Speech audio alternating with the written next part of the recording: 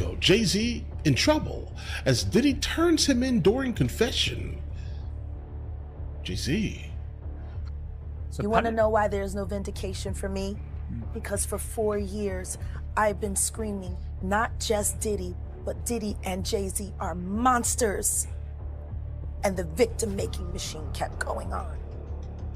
Jay-Z has been notable by his silence since these charges were brought against Diddy. Why do you think that is? Because that's what he does. He starts little fires everywhere, forces everyone involved to go and carry water while he sneaks away without a response. That changes now, Sean. You must respond. You have no choice. Harvey Weinstein, Jeffrey Epstein, Robert Kelly, Sean Combs have one person in common, professionally and privately. Sean Carter.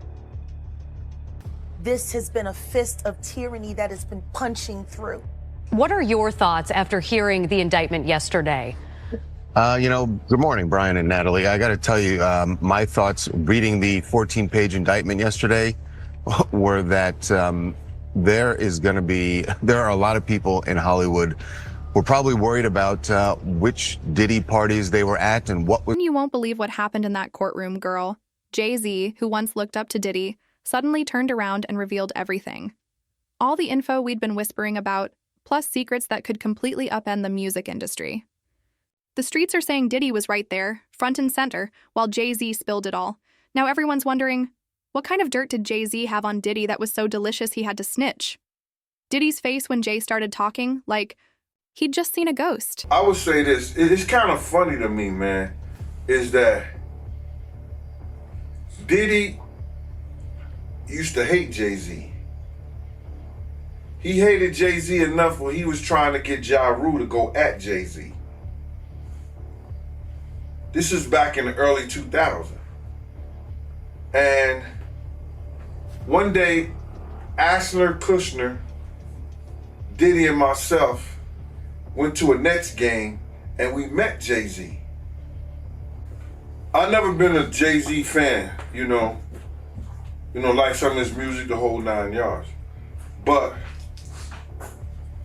when we went over to the, I think that was Prudential Center in Newark, and him and Puff met up, it was strange to me. Because I remember what Puff was trying to do. And then both of them, they was talking about something amongst each other, amongst all of us, and laughing and joking with each other. Then over the years, I see them giving garden parties. You understand what I'm saying? You could tell that the people in power had gave that reign to Diddy, and Jay was next in line. So to separate him, when in fact, they may be two of the same, but because Jay-Z is low-key, that low-key sneaky shit, and Diddy is, and was, rambunctious, just out with it, it don't mean that they not two of the same. One just a little quieter with his shit. What happened at the basketball game? When they ran into, you guys ran into Jay-Z? They were just talking. They was talking amongst each other about their little white girls. They little skinny white girls.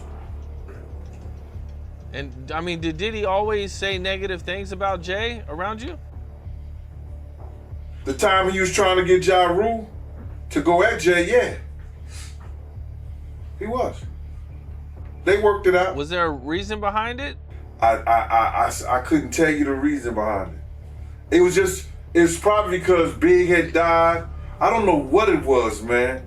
I don't know why he wanted Ja Rule to go at Jay. I guess if he kept them beefing or kept them into some bullshit, he could rise up in between both of them. You know what I mean? Yep. It definitely was some snakes. Back in the day, Diddy ruled the hip-hop kingdom, and Jay-Z was just another hungry rapper trying to climb the ladder. But those days? Long gone, lady. We're talking ancient history. Flip phones and MySpace vibes. This isn't just about a successful rapper anymore. This is Jay-Z, the billionaire businessman, the empire builder. The man who went from selling CDs out of his trunk to selling out entire stadiums. Diddy took Jay under his wing, showed him the ropes, and probably thought he was mentoring the next big star.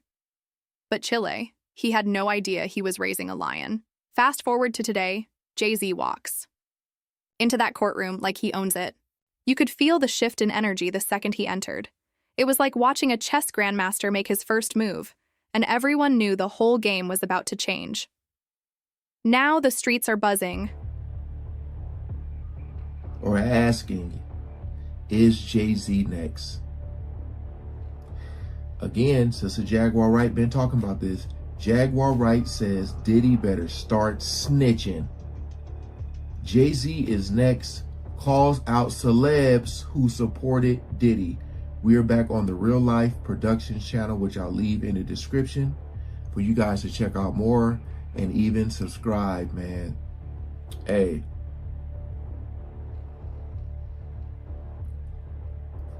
I think it's gonna take a lot. It's gonna take a lot to take Jay-Z down. Just because I think he's really in deep with the people above him. So I think like they really gonna try to protect them as much as they can. But boy, this brother is connected to a lot. A lot. So we ain't gonna waste no more time. Let's jump right into it.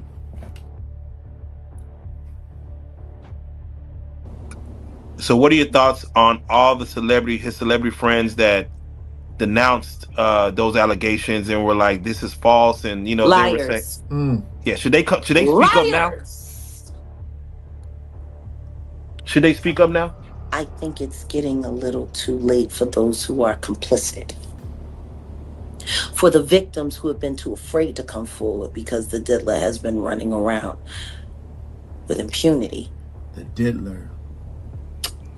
It's time for all of the victims to come forward. But for the people that have been denying it, you know what? Let's not be coy. You know, I am Jaguar. So let's just keep it a buck. Let's keep it a bean. Stevie J should be charged. Mary J. Blige should also be charged. Jennifer Lopez should definitely be charged. Should I keep going? I mean, you're hitting it on. Jay-Z should be charged. Khaled should be charged. Rick Ross should be charged.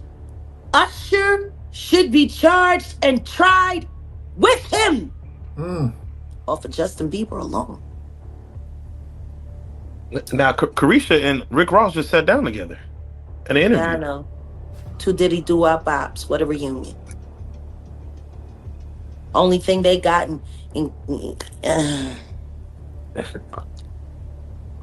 now, will Diddy start snitching? She threw it up. Yeah, he better. He better. But the only thing I'm interested in him talking about is... So, I know what she's saying, like,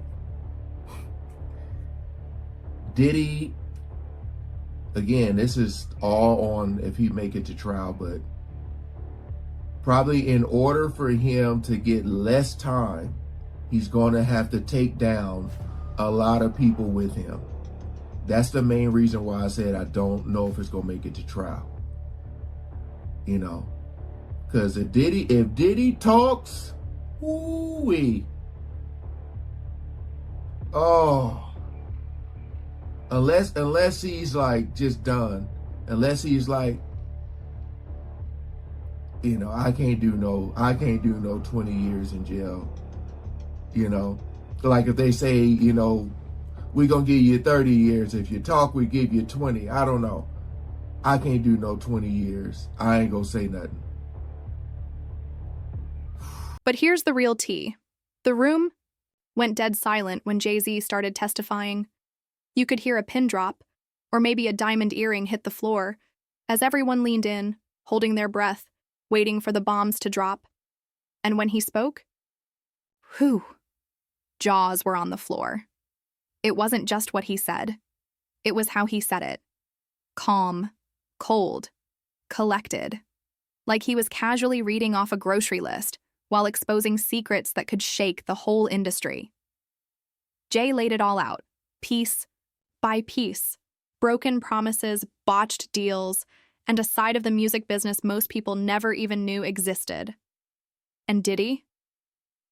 Girl, watching his face was like watching someone realize they're on a sinking ship and their life jacket just exploded. Obviously, they're friends, they're business associates and affiliates, and of course they're not going to say anything because I'm not saying they were part of it, but they were around it. So it doesn't matter how they want to say it. If they come out and apologize, there's going to be more questions. If they don't say nothing, there's going to be questions. I have heard some things about the camp from Jay-Z, not from Jay-Z itself, and seen some things as well, I would say, but I want to be very careful here, that show similar puffy behavior, okay? You said from the camp of, not directly him, but people in his team. Got it, just to clarify. People, exactly, and very famous people. So again, it's just things that you wouldn't think that they will ever be capable of doing, but then they are doing it. So, but I'm not saying he did or did not. Jay-Z itself cannot say that. But have you spoken to people since this has now broke even bigger and more? Are people feeling more confident? Have you heard from specific people that you believe have gone through the ringer on this?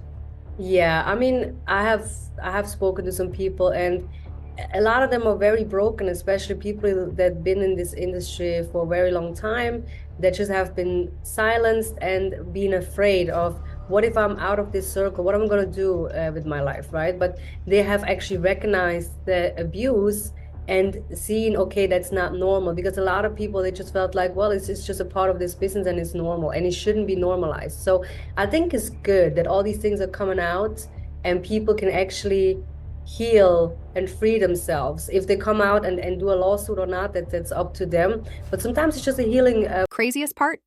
It felt like Jay-Z was just getting started. Girl, wait until you hear what happened next. If you thought that was juicy. When Jay-Z opened his mouth again, it was like he unlocked hip-hop's secret vault. And this wasn't just tea. This was a full-blown hurricane.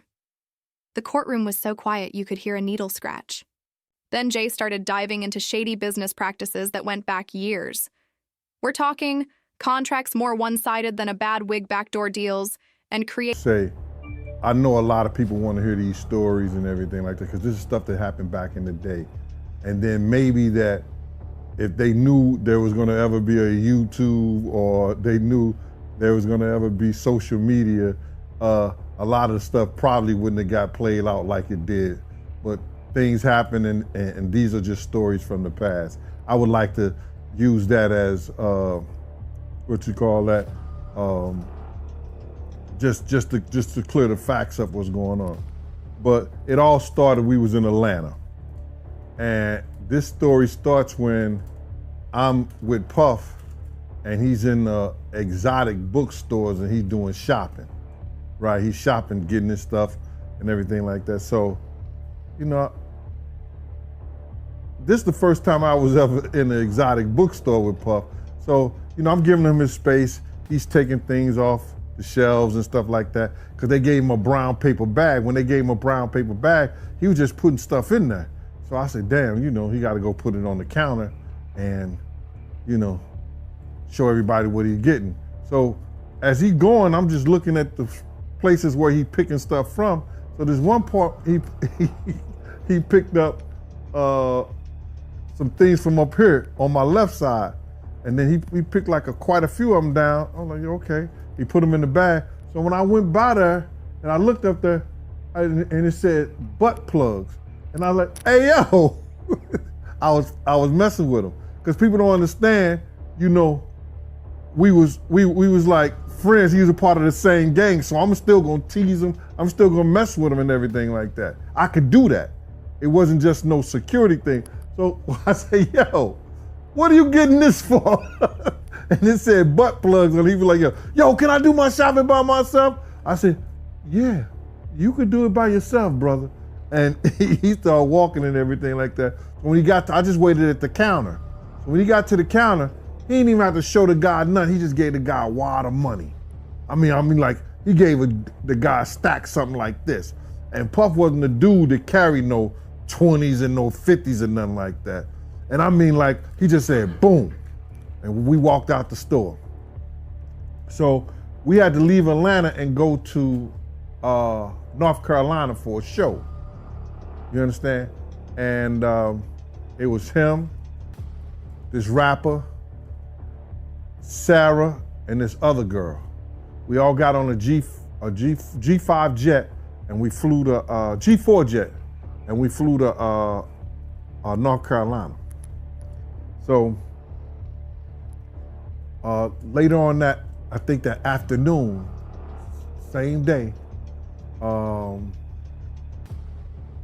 this rapper and him, they all in the room together.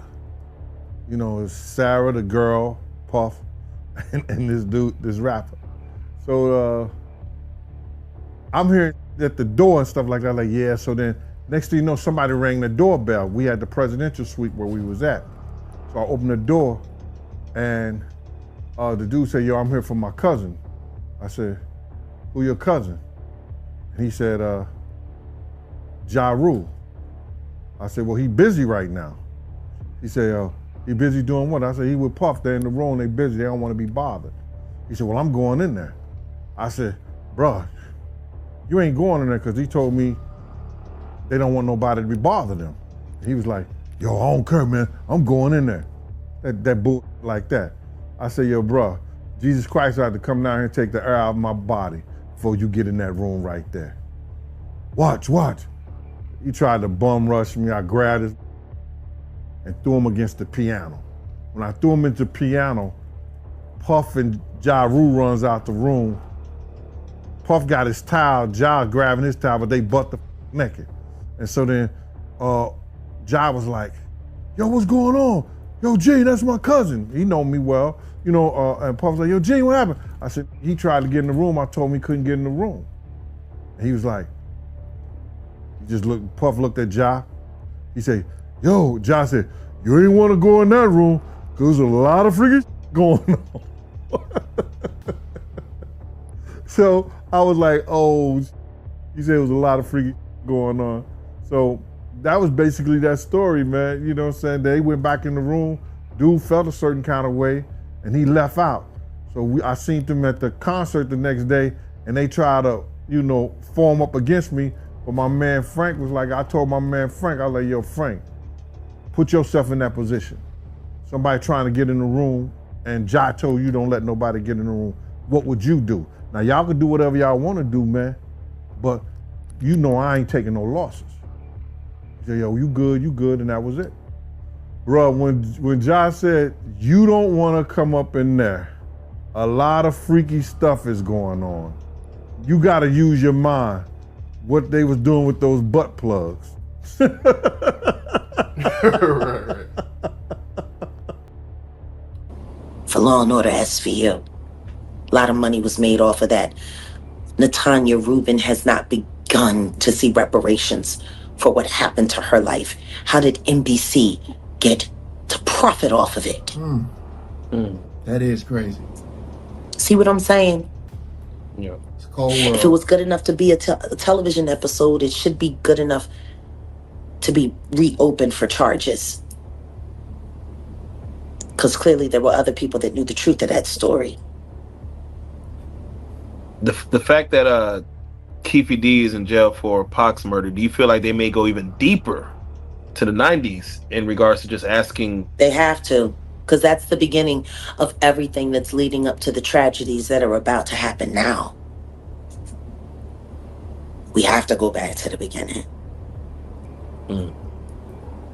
Everybody knows at this point in time, Keefe D ain't do it. He's already made it very clear he had a profit deal, which means he's been working with the government all this time. When are people going to start asking how long Diddy and Jay-Z have been cooperating with the government as well?